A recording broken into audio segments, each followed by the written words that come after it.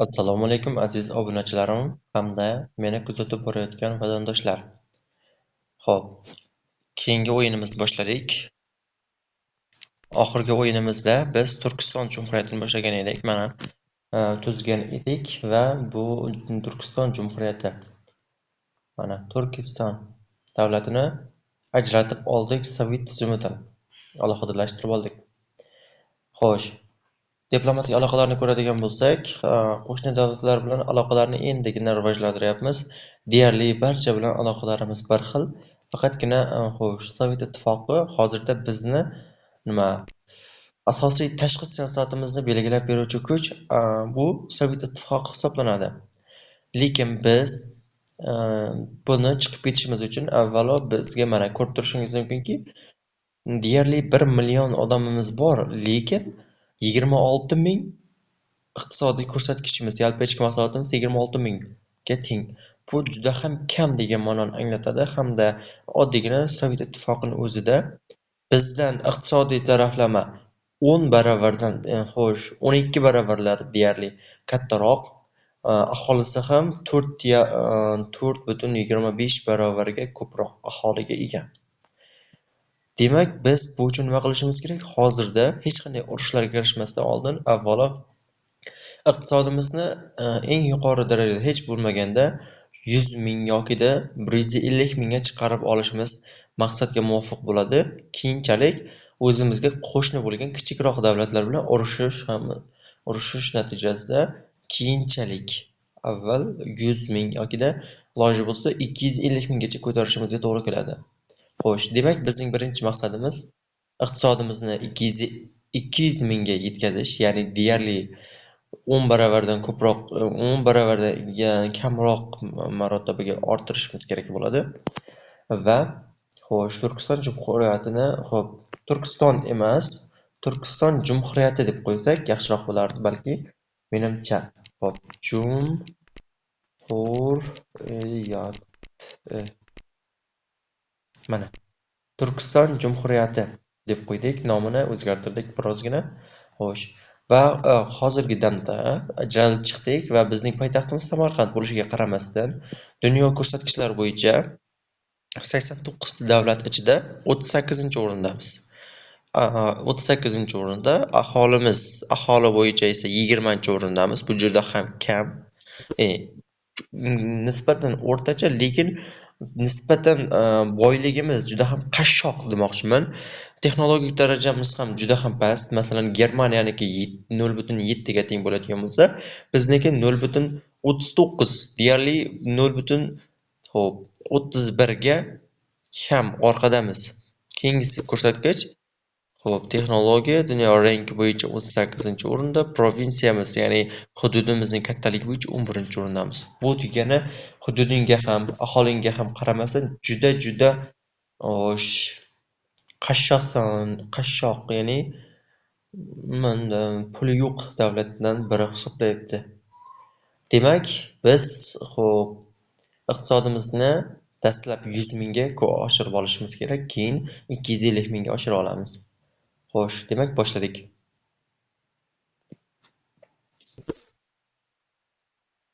Ekonomiyaga kiramiz. Mana ekonomiyamiz holatimiz juda ham ayanchli holatda. Masalan, bizda eng baland Toshkentda 1408, bu degan juda ham kam degani.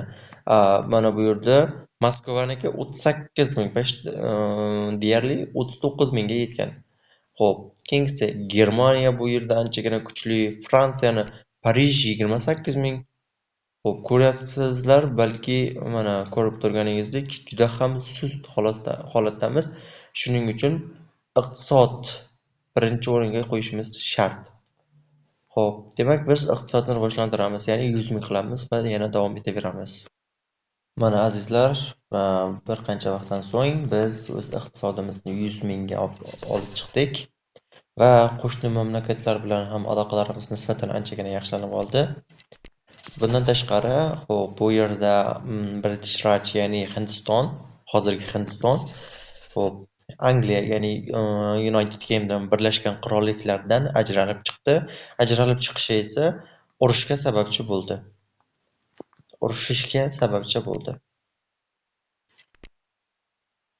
Endi bu yerda Fransiya Italiya hamda Germaniya bilan urushyapti, lekin yutqazish arafasida turibdi. Shuning uchun indamaymiz, chunki Fransiyaning kuchi katta. Faqat bu yerdagi undan yana bir maqsad indasak ham bo'lar ekan. Qarang, nimaga indaymiz. Bu yerdan agarda hozirgi ko'rinishda, hozirgi holatda Germaniyaga qarshi mana shuncha davlat urushyapti. Lekin bu yerda Belgiyani va bu yerda Niderlandiya, ya'ni Gollandiyani, undan tashqari bu yerda Polshani ham qo'shsak, agarda urushga qo'shadigan bo'lsak, bu davlatlar birgalikda baribir Germaniyani yengadi va shu orqali yengan vaqtida yerlari kengayib o'z kuchini to'plab oladi va bizga shunaqangi katta foyda keltirishi, bular bir sira tinchigandan so'ng Sovet Ittifoqiga qarshi urushga tashlaymiz va o'zimizni mustaqilligimizni shu o'rinda e'lon qilamiz va tinchgina o'z mustaqilligimizga erishishimiz mumkin bo'ladi. Agar urushish kerak bo'lsa-da, urushamiz va Sovet Ittifoqining bor kuchi bizga emas, balki ham g'arbga, ya'ni Yevropaga, ham bizga ikkiga bo'linadi hech bo'lmaganda. Va bizning hududlarimiz yanada kattarib olishi shuning hisobiga ham mumkin bo'ladi. Ko'proq agarda faqatgina o'zimiz bittaga bitta, ya'ni birga bir ko'rinishda Sovet Ittifoqi bilan urushadigan bo'lsak, anchagina katta yo'qotishga olib kelishimiz, ya'ni duch kelishimiz mumkin bo'ladi. Shuning uchun biz mana shunday ya'ni to'g'ridan to'g'ri birinchi shaxs emas, ortimizdagi ikkinchi shaxslarni kuchaytirishimiz bizga kerak bo'ladi va oldimizdagi katta kuchni jilovlash uchun ham bizga bu narsa kerak. Agarda aynan mana shu narsa kerak bo'lmagan, shunday qilsak, agar bizning rejamiz o'xshaydigan bo'lsa, anchagina foyda ko'rishimiz hech gap emas. Shuning uchun bularni urushga taklif etamiz. Birinchi o'rin Germaniya, uning ortidan Italiyani ham olishimiz mumkin bo'ladi. Masalan, Turkiyaga ham aytishimiz mumkin bo'ladi, Italiyani urush deb. Shu o'rtada agar shunday urushga kirishadigan bo'lsa, mana bu yerdagi Birlashgan Qirollik hamda Fransiya bilan aloqalari yanada yaxshilanib qolishi mumkin bo'ladi. Ya'ni bu o'yin taktikasi shunday hisoblanadi. Hozirda xo'sh, Gollandiyaga aytdik. Daniyaga aytamiz. Urushish haqida so'rovnoma jo'natamiz. Bu yoqdan Shvetsiya mayli, o'sha davlatga. Xo'p, deklaratsiya var. Urush uchun jang qilish uchun bularga aytamiz. Yana Latviya, Litviya degan davlatlar ham bor. O'shalarga ham aytib boradigan bo'lsak, Vengriyaga ham aytishimiz mumkin bo'ladi yoki Avstraliyaga. Avstraliyaga aytib qo'yganimiz menimcha yaxshiroq, chunki ham chegaradosh. Undan tashqari bu yerda Shvetsariya bor, o'sha davlat yo'q, hozircha qo'shmaymiz va yana bir narsa qilishimiz mumkin bo'ladiki, Italiyani Germaniyaga qarshi qo'yamiz. Agar o'xshasa. Xo'sh, lekin o'zimizni ham chegarani ko'radigan bo'lsak, sharqiy tomonlarimiz bizga biroz, ya'ni mana bu Xinjiang, ya'ni hozirgi Sharqiy Turkiston hududlari bizga nisbatan aloqalarimizni yomonlashtirish holatida ekan, nisbatan yomonroq holatda. Xo'p.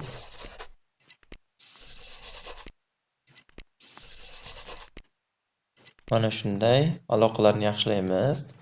Qanchalik aloqalarimiz yaxshi bo'ladigan bo'lsa, mana Janub bilan deyarli nisbatan anchagina yaxshimiz. Mana Eron, Afg'oniston, British Raj, ya'ni hozirgi Hindiston bilan anchagina aloqalarimiz yaxshi. Xo'p, xuddi shunday bu yerda Sovet Ittifoqi bilan ham aloqalarimiz nisbatan yomon emas. Xo'p. Endi bu yerda Germaniyani holatini ko'radigan bo'lsak, butun g'arb Germaniyaga qarshi urushyapti.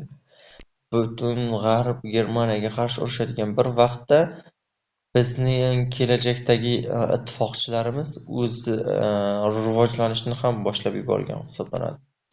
Keyingisi Norvegiya, hozirgi Norvegiya. bu davlatga ham aytishimiz mumkin bo'ladi. Va aytdik, u ham urushga qo'shildi. Va mana bu davlatni ham aytamiz. Germaniyaga qarshi urushga qo'shildi. Xo'sh. Biz ham Germaniyaga qarshi urush ochvorsak bo'ladi. Sababi mana shunday holatda butun g'arb bilan aloqalarimiz yaxshilanishi mumkin, lekin hali biroz bor. Yana bir ikki qo'llar o'ynagandan so'ng shunday qilsak bo'ladi. Bu Angliyaning 19-20 asrda butun dunyoni egallash uchun ishlatgan diplomatik o'yini hisoblanadi. Aynan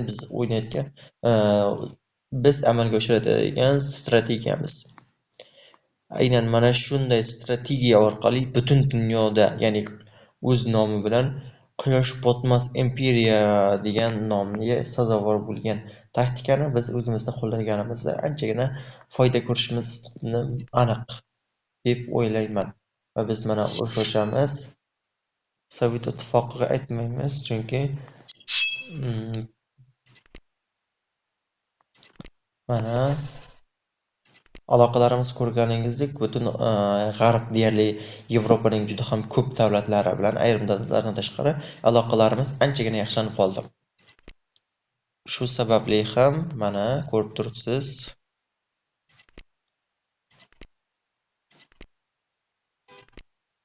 Germaniya va nihoyat to'liq zabt etildi.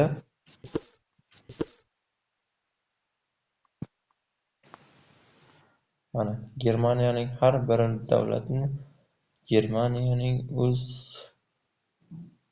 hududiga qo'shib olish natijasida yo'q bo'lib ketdi. Biz bunga rozilik bildiramiz. Germaniya mana shu Germaniya.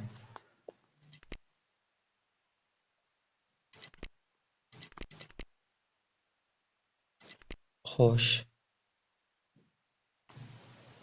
Mana shuncha joyda qildik. Biz juda ham katta yutuqqa erishdik. Sababi har bir bosqichda 10,000 tanga, ya'ni pul qo'shilyapti.